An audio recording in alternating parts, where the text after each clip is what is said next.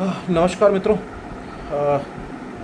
GDKN गौरव Dutta knowledge networks में आप सभी का स्वागत है। आज हम बात करेंगे, आजकल काफ़ी एक ज्वलंत मुद्दा उठा हुआ है पिछले 2-4 दिनों से, और वो है कि नीट एग्ज़ाम में एक छात्र का सेंटर विदेश में दे दिया गया, आबू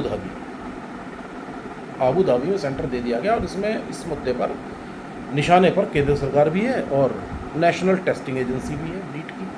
उस पर यह भी दोषारोपण किया जा रहा है कि जी भाई, आपने इतनी तैयारियों के साथ ये पुनर्एग्ज़ाम दिया, कारण है कि ले रहे हैं आप दोबारा से।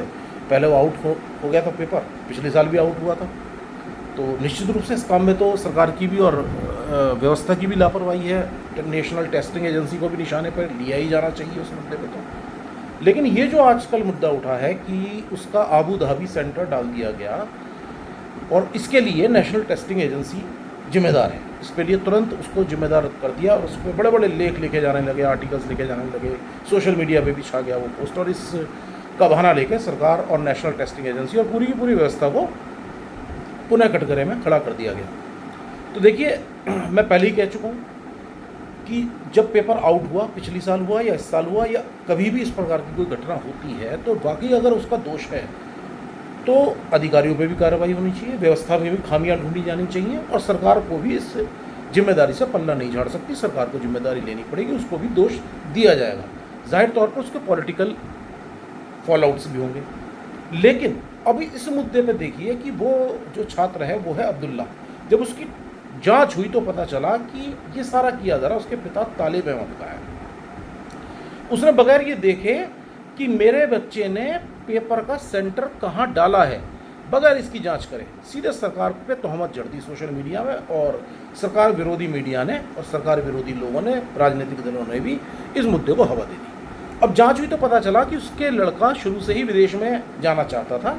उसके कई रिश्तेदार आबू धाबी और दुबई वगैरह में हैं, और उसने खुद ही सेंटर आबू धाबी डाला था।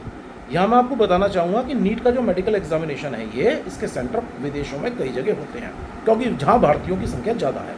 उसमें आबू धाबी भी है, दुबई भी है, कुवैत भी है, सऊदी अरब भी है, इंडोनेशिया, मलेशिया, थाईलैंड, सिंगापुर, और शायद वेस्टर्न कंट्रीज़ में भी, USA वगैरह में भी कोई सेंटर्स इसके होते हैं। हालांकि उसके बारे में मुझे पक्का नहीं है, लेकिन इन देशों का मैंने नाम लिया, इन देशों में सभी में, राजधानियों में इसके सेंटर होते हैं। और भी कई एग्जामिनेशंस होते हैं इनके, इंडियन एग्जामिनेशंस, जिनका सेंटर विदेशों में डाले जाते हैं, जिससे वहाँ रहने वाले लोगों को असुविधा ना हो और उन्हें पेपर देने के लिए बच्चों को यहाँ ना आना पड़े, वहीं एग्जाम देते हैं। जब उनका सिलेक्शन हो जाता है एडमिशन लेने के लिए यहाँ आ जाए, तो इसमें कुछ गलत भी नहीं है। उस बच्चे ने आबू धाबी सेंटर डाल दिया, आबू धाबी सेंटर आ गया। अब उसमें नीट को आयोजित करने वाली संस्था नेशनल टेस्टिंग एजेंसी या सरकार का या व्यवस्था का क्या दोष है भाई? उसके पिताजी की भी भूमिका देखिए। उसने बगैर उसने ये तो जांच की नहीं कि मेरे लड़के ने सेंटर कहाँ डाला है, लेकिन उसने उसको तो कोई तोहमत दी नहीं, सरकार को तुरंत तोहमत दे दी। लड़के का नाम अब्दुल्ला है और बाप उसका तालिब। तो आप समझ रहे होंगे कि ये दोषारोपण उसने ऐसा क्यों किया। हालांकि दोषारोपण ऐसा नहीं है कि ये मुस्लिम होने की वजह से उसने उसको कह दिया जाए। ऐसे बतेरे हिंदू भी आपको मिलेंगे और बाकी धर्मों के लोग भी मिलेंगे। अगर उन्हें सरकार को दोष देना है तो देंगे ही, अगर उन्हें किसी व्यवस्था को दोष देना तो देंगे ही, अगर उन्हें किसी व्यक्ति को दोष देना तो देंगे ही, चाहे उसका कुछ गलती हो या ना हो। मैं पुनः ये कहना चाहूँगा कि अगर पेपर आउट हुए हैं तो उसमें व्यवस्था का दोष है, उसमें नेशनल टेस्टिंग एजेंसी का दोष है, उसमें सरकार का दोष है। लेकिन जिस मामले में उसका दोष नहीं है, दोष आपके लड़के का है, आप उसके लिए भी सरकार को दोष ठहरा रहे हैं, और लोगों ने उस पर पन्ने के पन्ने भर दिए। मैं देखता हूँ अखबारों में, सोशल मीडिया पे छाया हुआ है मुद्दा। कैसे छाया हुआ है भाई? लड़के ने आपके सेंटर डाला आबू धाबी सेंटर आ गया।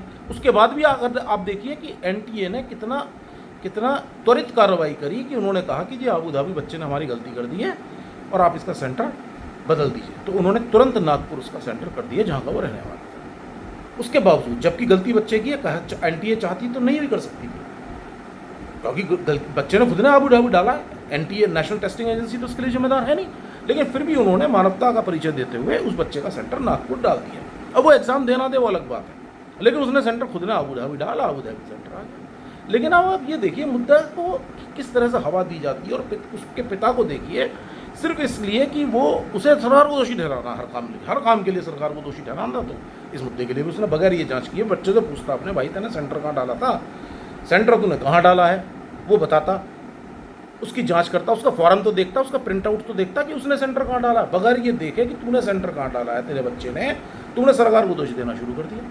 यार ये तो बड़ी अजीब बात है। अगर इस टाइप की शिकायतें होंगी तो कल को अगर लाजमी शिकायत होंगी उस पर भी लोगों का शक उठेगा कि यार ये तो विरोध करने वाले हैं, ये तो सही बात का भी विरोध कर रहे हैं, चाहे भले ही उस समय सरकार की गलती हो, है ना। तो इसका क्या होता है, ये वही वाली बात है कि गडरिये की कहानी थी ना, भेड़िया आया भेड़िया आया, तो जब एक्चुअल में भेड़िया आया तब भी लोग यकीन नहीं करेंगे। तो ये जो चीज़ होती है ये एक्चुअल में विपक्ष की मुहिम जो होती है सरकार के विरुद्ध, सरकार कितने ही मुद्दे दे देती है अपनी गलतियों की वजह से विपक्ष को, विपक्ष लेकिन इस टाइप की हरकतें करके अपनी स्थिति को कमज़ोर करता है। और इस प्रकार के लोग जो जनता का हिस्सा हैं, जो सरकार को बेमतलब के चीज़ों पे पॉइंट आउट करते हैं, नेगेटिवली उसके बारे में प्रचार करते हैं, इससे उनकी बातों का वजन गिरता है।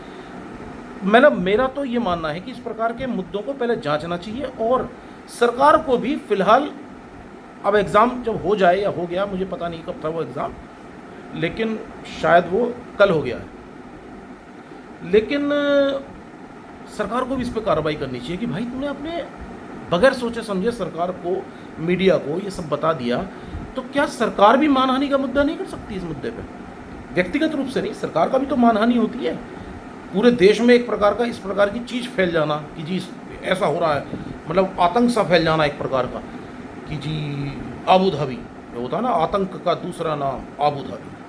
अरे भाई क्या हाल है यार, सेंटर तुम्हारे बच्चे ने गलत डाला और तुम सरकार को दोष दे रहे हो, और पूरी बात ऐसी फ्रेंजी सी फैल गई, ऐसा आतंकित कर देने वाली खबर होगी। सब बच्चों में भी क्या मैसेज गया होगा जो एग्ज़ाम दे रहे होंगे कि भाई सेंटर ही गलत पढ़ रहे हैं। एक केस, इतने सारे बच्चे बैठे उनमें एक केस, वो भी वो जो बच्चे नहीं आबू धाबी सेंटर डाला, मतलब यार कमाल है। कल को हो सकता है, मैं कह रहा हूँ सरकार के बहुत खामियां होती हैं कामों में, अगर कार्य होंगे तो कमियां भी रहेंगी, उन कमियों को इंगित करा जाए, उनको दोष दिया जाए, सरकार को उसके लिए जवाबदेही बनती है। सरकार के खिलाफ आप वोट दे सकते हैं हर 5 साल में, लेकिन जो मुद्दे ही नहीं है, ये तो अफवाह उड़ानी हुई, ये तो टेरर क्रिएट करना हुआ, ये तो समाज में एक तरह से जहर घोलना हुआ सरकार के विरुद्ध। तो ये तो एक प्रकार की सरकार विरोधी कार्रवाई है, विद्रोही कार्रवाई है। और अगर आप बगैर जांच करें आप इस तरह से कैसे बोल सकते हैं? क्या उसका पब्लिकली कोई माफ़ीनामा आया उस व्यक्ति का जिसने अपने बच्चे का सेंटर की जांच किए बिना सरकार को पे तोहमत लगा दी और सरकार को जिम्मेदार ठहरा दिया, उसे कटघरे में ला के खड़ा कर दिया?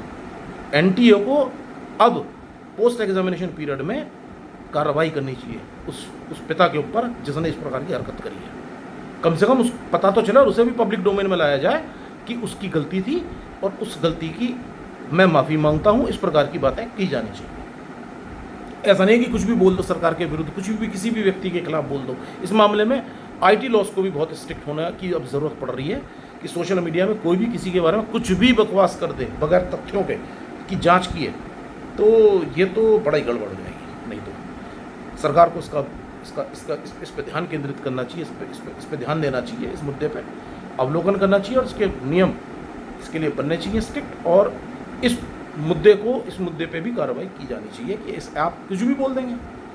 हाँ, लेकिन इसमें में ये भी बात ठीक है कि जब पेपर आउट होता है तो पेपर आउट जिनकी वजह से हुआ उनके विरुद्ध भी कार्रवाई हो, वरना मांग ये उठेगी कि इसके खिलाफ तो आपने कार्रवाई कर दी, लेकिन जिनकी वजह से पेपर आउट हुआ उनके विरुद्ध तो कोई कार्रवाई नहीं करी। उसमें माननीय शिक्षा मंत्री भी आते हैं हमारे धर्मेंद्र प्रधान जी, उनके खिलाफ कोई कार्रवाई नहीं की गई, है ना। तो इन चीज़ों को फिर इस चीज़ों से भी बल मिलता है जब सरकार जवाबदेही मंत्री को बचाने की कोशिश करती है, उसकी तरफ से कोई प्रेस कॉन्फ्रेंस पेपर आउट होने पर नहीं हुई, कोई इस्तीफा नहीं हुआ, कोई जवाबदेही निश्चित नहीं की गई, ना अधिकारियों की गई। तो ऐसे में क्या होता है, इस व्यक्ति के खिलाफ भी अगर कार्रवाई होगी तो प्रश्न ही उठेगा कि भाई इसके खिलाफ क्यों हुई, पेपर जब आउट हुआ था तब आपने अपने मंत्री के खिलाफ कार्रवाई क्यों नहीं की थी। तो ये कुछ ऐसे मुद्दे हैं जिन पर बातचीत होनी चाहिए। मुझे ऐसा लगा कि ये बात मैं कहूँ सोशल मीडिया पर, तो मैंने आज ये कई दिनों बाद वीडियो बनाया, कुछ व्यस्तता चल रही थी और कुछ अवलोकन भी चल रहा था अपने इस नए यूट्यूब चैनल का। आप सबसे निवेदन है कि फॉलो करें, लाइक करें, कमेंट करें, और मैं बनाता रहूँगा टॉपिक्स को। आप सभी का धन्यवाद हमारे साथ जुड़ने के लिए। Thank you.